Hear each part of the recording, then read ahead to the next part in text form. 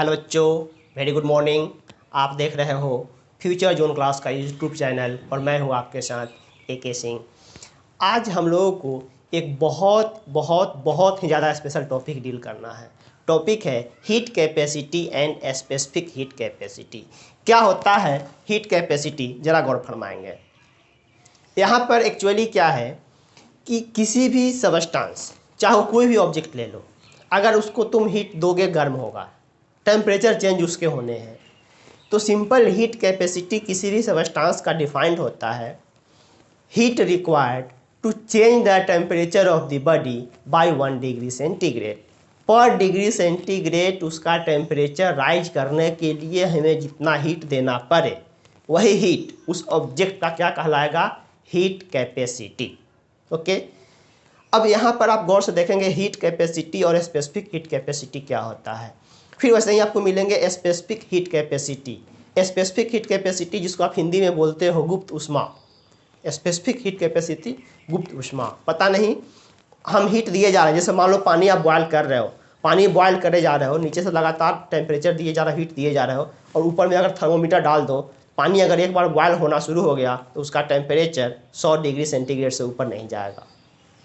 तो कंटिन्यूसली उसका temperature 100 degree बना हुआ है, नीचे से लगातार हम बर्नर के थ्रू हीट दिए जा रहे हैं, तो दिया गया हीट कहाँ खत्म हो रहा है, उसके लेटेंट हीट में, जिसको बोल रहे हैं गुप्त ऊष्मा, छुपा हुआ ऊष्मा। तो उस पर हमें डिस्कशन करेंगे, लेकिन उससे पहले जरा स्पेशली समझेंगे कि ये हीट कैपेसिटी क्या है, इसका एप्लीकेशन हम कब करते हैं। तो पहले छोटे से टर्म में आप डिफाइन करेंगे heat capacity. The heat required, heat मतलब what, energy. The heat required to change the temperature of any substance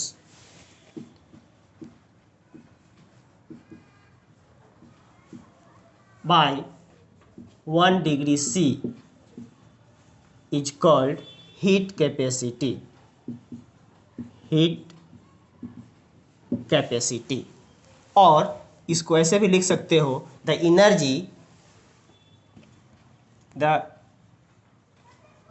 energy required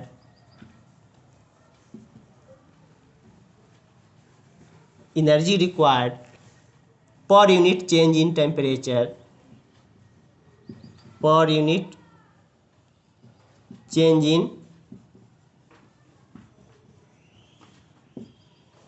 temperature is called heat capacity. क्या करें, द एनर्जी रिक्वायर्ड। यहाँ ध्यान देंगे, हमें मास टर्म का कोई मतलब ही नहीं है, कितना मास गर्म करना है, 100 ग्राम करना है कि 1 क्विंटल करना है, कोई मतलब नहीं है। किसी भी ऑब्जेक्ट को उठा लो, उस ऑब्जेक्ट को गर्म करना शुरू करो, हीट देना शुरू करो, उसका टेम्परेचर 1 डिग्री सेंटीग्रेड बढ़ जाए। 1 डिग्री सेंटीग्रेड टेम्परेचर बढ़ने में हमें जितना हीट देना पड़ा है, वही हीट क्या है, उस बॉडी का heat capacity. The heat required to change the temperature of any substance by 1 degree C is called heat capacity.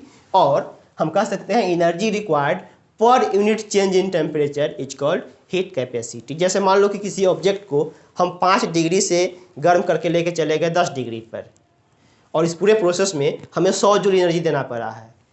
5 degree C से हम चले गए हैं 10 डिग्री C, और इस पूरे प्रोसेस में हमें 100 जूल एनर्जी देना पड़ा है। तो पर यूनिट डिग्री सेंटीग्रेड पर कितना हीट देना पड़ेगा, 5 से 10, 5 टेम्परेचर बढ़ाए हो 5 यूनिट, तो हीट कितना दिए हो 100, मतलब पर डिग्री C पर कितना देना पड़ा होगा, 20 जूल एनर्जी। यही 20 जूल एनर्जी उसका क्या बन जाएगा, हीट कैपेसिटी। तो हीट कैपेसिटी को आप डिफाइन कर सकते हो, पहले इसको डिनोट करते हैं। It is denoted by C। Heat capacity को C से डिनोट करते हो, दैट इज लिख सकते हो हीट कैपेसिटी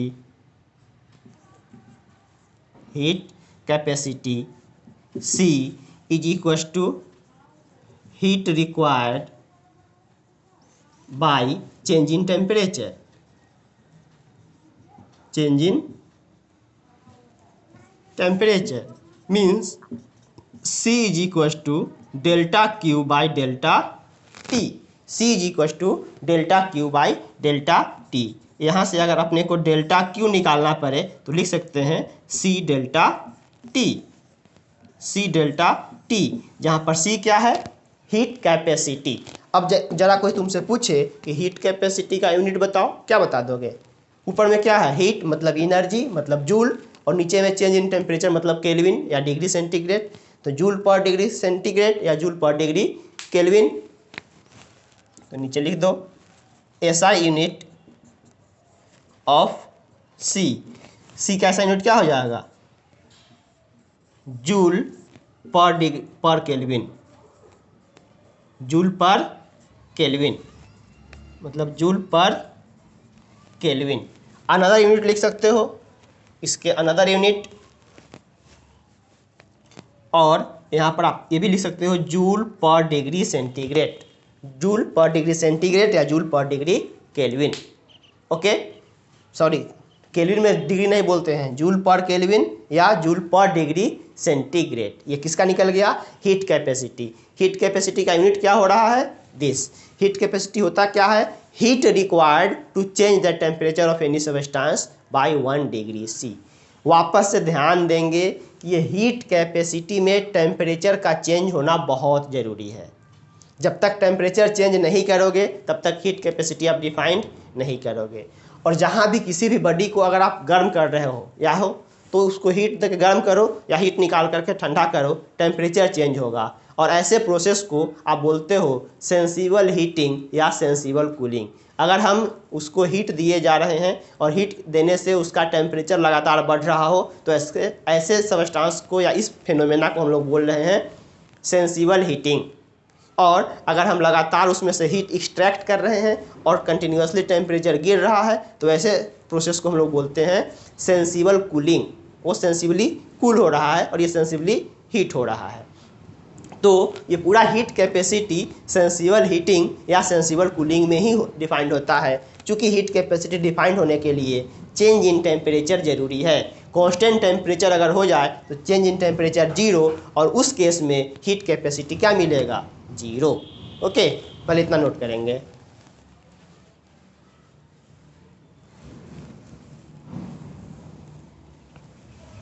चलिए आगे बढ़ते हैं स्पेसिफिक हीट कैपेसिटी की तरफ।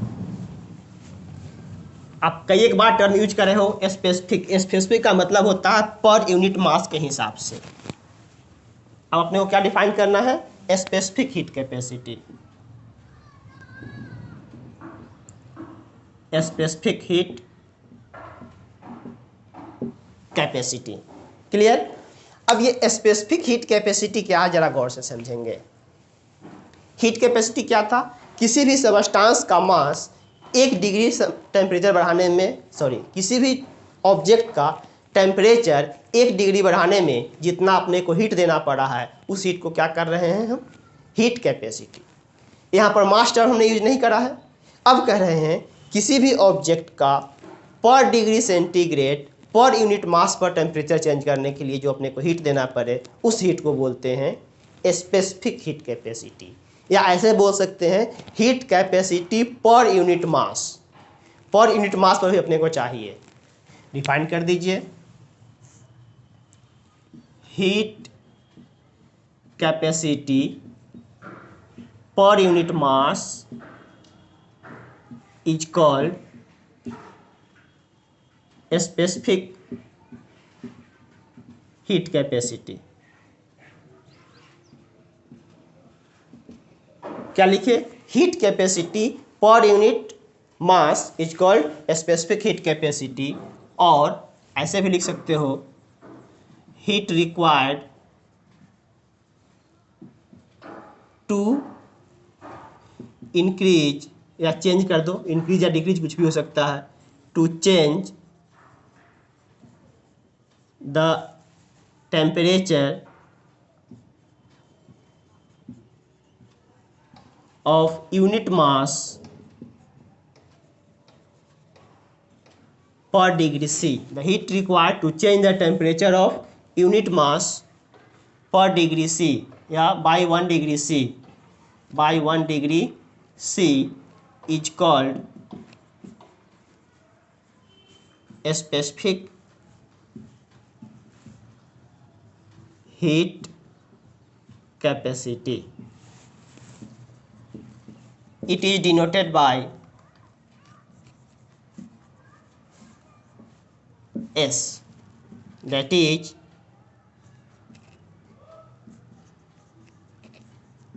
specific heat capacity is equal to क्या हो जाएगा, हीट कैपेसिटी बाय उस बॉडी का मास, पर यूनिट मास पर निकाला गया हीट कैपेसिटी, मतलब S is equal to C by M, S is equal to C by M, but C का वैल्यू अभी आप देखे हो क्या होता है, delta Q by delta T, delta Q by delta T क्या होता है C, और इसमें हमें डिवाइड करना है मास से, तो डेल्टा क्यू अगर निकालना है पहले तो क्या हो जाएगा, m into S into del T, del Q is equal to M S del T, मतलब अगर स्पेसिफिक हीट कैपेसिटी दिया हुआ है तो हम सीधा लिख सकते हैं स्पेसिफिक हीट कैपेसिटी क्या हो रहा है, heat capacity per unit mass या हीट रिक्वायर्ड, देखो यहाँ delta Q per degree temperature per unit mass, तो heat per unit temperature per unit mass per क्या डिफाइंड हो रहा है एस, तो यहाँ से क्यू निकालो तो क्या निकल गया एम एस डेल टी, तो ये हीट कब निकाल रहे हैं हम, जब स्पेसिफिक हीट दिया हुआ हो तब, जब इतना से इतना टेम्परेचर चेंज हो गया इतना केजी ऑब्जेक्ट का, तो उसमें हमें कितना हीट देना पड़ा होगा या कितना हीट निकालना पड़ा होगा, क्लियर। चलिए यहाँ इसका भी ऐसा यूनिट खोजिए, तो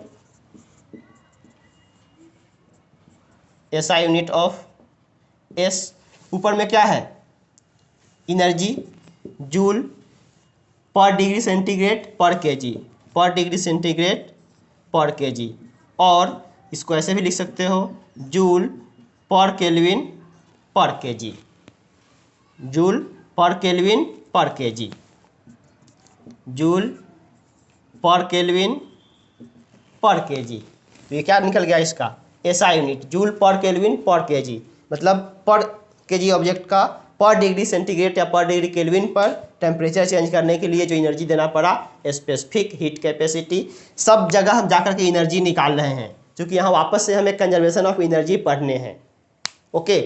चूँकि वर्क एनर्जी पावर जब हम पढ़ा रहे थे तो बताए थे कि हमें जो थर्मल एनर्जी का जो भी हीट अगर पढ़ना है पढ़ेंगे थर्मोडायनेमिक्स में, तो दिन अब आ चुका है, हम लोग अब पढ़ लेंगे, ओके। चलिए इतना काम करिए, और आज हाँ पहले इतना काम करिए, कुछ और बताते हैं।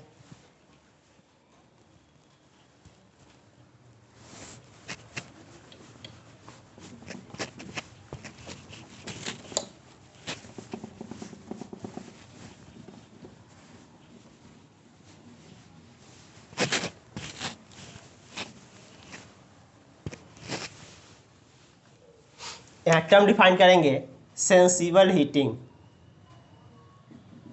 सेंसिबल हीटिंग और कूलिंग।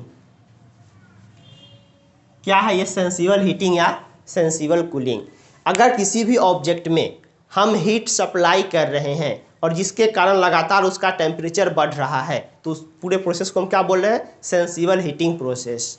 और किसी ऑब्जेक्ट से अगर हम लगातार हीट एक्सट्रैक्ट कर रहे हैं, हीट खींच रहे हैं, और इस कारण से अगर उसका टेम्परेचर लगातार फॉल डाउन हो रहा है, तो ऐसे प्रोसेस को हम लोग बोल रहे हैं सेंसिबल कूलिंग। मतलब हम इसको डिफाइन कर सकते हैं, if temperature of body gradually increases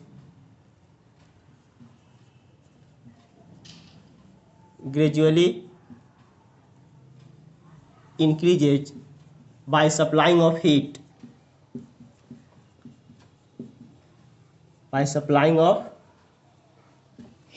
क्या बोले, if temperature of body gradually increases by supplying of heat, then it is called sensible heating, and if temperature of body gradually decreases by extraction, या removal कर दो,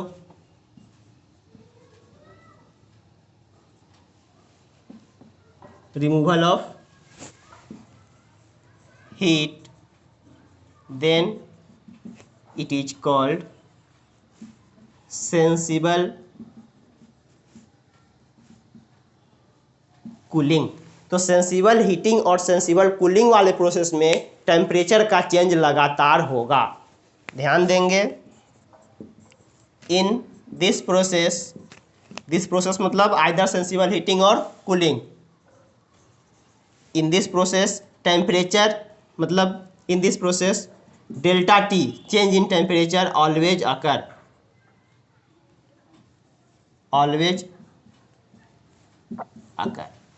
change in temperature हमेशा occur होगा। तो sensible heating और sensible cooling क्या है देख लिए। अगला एक टर्म डिफाइन करेंगे, फेज चेंज प्रोसेस या change of state. Change of state करने का मतलब, जैसे मान लो मेरे पास कुछ बर्फ़ है, बर्फ़ 0 डिग्री सेंटीग्रेड का बर्फ़ है, उसको हम गर्म करके पिघला रहे हैं, तो पूरा का पूरा बर्फ़ जब तक पिघल के पानी ना आ जाए तब तक उसका टेम्परेचर चेंज नहीं करेगा। या फिर मान लो मेरे पास कुछ पानी है, उसमें से हम फ्रीजर में डाल करके हीट खींच रहे हैं, तो जब तक कि उसका पूरा का पूरा पानी बर्फ़ में कन्वर्ट ना हो जाए, 0 डिग्री पानी से 0 डिग्री बर्फ़ में ना आ जाए, तब तक कि उसका टेम्परेचर चेंज नहीं होता है। तो फेज चेंज प्रोसेस में या जिसको बोलते हो स्टेट चेंज प्रोसेस में कभी भी किसी भी सिस्टम का टेम्परेचर चेंज नहीं होता है। फेज चेंज प्रोसेस में टेम्परेचर हमेशा कांस्टेंट रहेगा, गांठ बांधोगे। और सेंसिबल हीटिंग और सेंसिबल कूलिंग में टेम्परेचर हमेशा बदलते रहेगा। इसका हम ग्राफ दिखाएंगे, बट आज अभी हम लोग केवल डिफिनीशन करके छोड़ रहे हैं, वीडियो लंबा बन रहा है। एक और टर्म डिफाइन कर लो, change of state. Change of state, और इसी को बोलते हो फेज चेंज। फेज चेंज में क्या होता है, बॉडी का लगातार हम टेम्परेचर बॉडी को सप्लाई करते हैं, और जिस कारण से बॉडी का टेम्परेचर हीट सप्लाई करते हैं लेकिन टेम्परेचर नहीं बदलता है, उसका क्या बदलता है, फेज बदलता है। मतलब आइदर लिक्विड से सॉलिड बनेगा, सॉलिड से लिक्विड बनेगा, लिक्विड से गैसेस बनेंगे, गैसेस से लिक्विड बनेंगे, ऐसा फेज चेंज होगा। बट चेंज ऑफ स्टेट और phase change, during this process object undergoes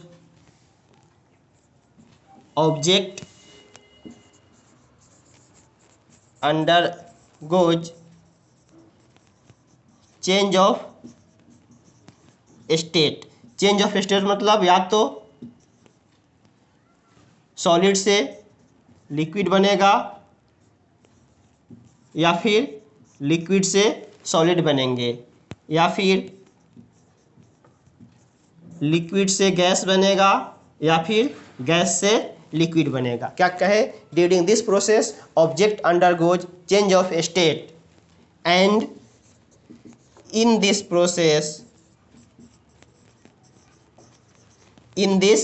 process temperature remains constant.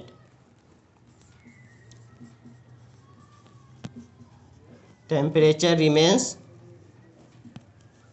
Constant.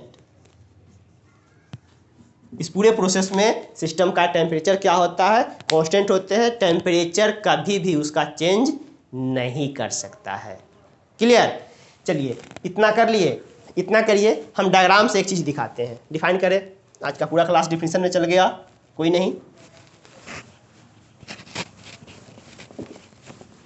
अब जरा एक डायग्राम देखेंगे, इसमें सब डिफिनीशन एक साथ मर्ज हो जाएगा। देखो, अपने पास एक ऑब्जेक्ट है, यहाँ ये है अभी सॉलिड फॉर्म में, ये ऑब्जेक्ट है लिक्विड फॉर्म में, और ये है उसके गैसियस फॉर्म में। गैसेस फॉर्म में। ठीक, अब सॉलिड से लिक्विड वाले प्रोसेस में जाने के प्रोसेस को क्या बोलते हैं? मेल्टिंग। सॉलिड से लिक्विड मतलब बर्फ पिघल रहा है, बर्फ से पानी बन रहा है, सॉलिड से लिक्विड क्या बोलोगे? मेल्टिंग। लिक्विड से सॉलिड मतलब पानी से बर्फ बना रहे हो, लिक्विड से सॉलिड वाले प्रोसेस को क्या बोलते हो? फ्रीजिंग। ये क्या हो रहा है? फ्रीज कर रहा है। ये कौन सा प्रोसेस है? फ्रीजिंग। लिक्विड से गैस, अगर कोई ऑब्जेक्ट लिक्विड से गैस मतलब पानी से वेपर बन रहा है, पानी से वेपर, तो लिक्विड से गैस बनने के प्रोसेस को क्या बोलते हो? वेपोराइजेशन। वेपोराइजेशन। और गैसेस से लिक्विड बनने के प्रोसेस को क्या बोलते हो? कंडेंसेशन। कंडेंसेशन। और लगातार एक ही साथ कोई डायरेक्टली सबस्टांस बन गया, कोई ऑब्जेक्ट एक ही बार सीधे सॉलिड से बन गया गैस, जो कि जनरली तुम्हारा ये जो पूजा में जो कपूर यूज करते हो, सॉलिड फॉर्म से डायरेक्टली कहाँ जाता है? गैसियस फॉर्म में। इसको क्या बोलते हो? सब्लिमेशन। सब्लिमेशन। और अगर डायरेक्टली कोई गैसेस से सॉलिड फॉर्म में आ रहा है उल्टा, इसको बोलते हो एब्लिमेशन। ध्यान रहे, बहुत काम का चीज़ आप डिस्कस कर रहे हो, बहुत सारा डिफिनेशन इसमें आ गया, 1 2 3 4 5 6। अगर कोई पूछे व्हाट इज मेल्टिंग, तो सॉलिड से लिक्विड में जाने का प्रोसेस क्या कहलाया? मेल्टिंग। लिक्विड से सॉलिड आने में फ्रीजिंग। लिक्विड से सॉलिड आने में फ्रीजिंग। लिक्विड से गैस बनने को वेपोराइजेशन, और गैस से वापस से लिक्विड बनने को कंडेंसेशन। डायरेक्टली सॉलिड से गैस बनने को सब्लिमेशन, और गैस से डायरेक्टली सॉलिड बनने के प्रोसेस को बोल रहे हो एब्लिमेशन। ओके, अब यहाँ पर हम अलग अलग डिफिनेशन नहीं डाल रहे हैं, डायग्राम काफ़ी है चीज़ों को समझने के लिए। ये अभी सॉलिड फॉर्म में है, सॉलिड फॉर्म से ही आ गया लिक्विड फॉर्म में, और लिक्विड फॉर्म से ही चले गए गैसियस फॉर्म में। ओके, तो ये डायग्राम प्लॉट करिए, फिर अगले क्लासेस में आएंगे तो इसका ग्राफ दिखाएंगे कैसे कैसे क्या हो रहा है। ओके, तब तक के लिए बस इतना ही। हंसते रहिए, मस्त रहिए, व्यस्त रहिए और मन लगा के पढ़ते रहिए। Okay, bye.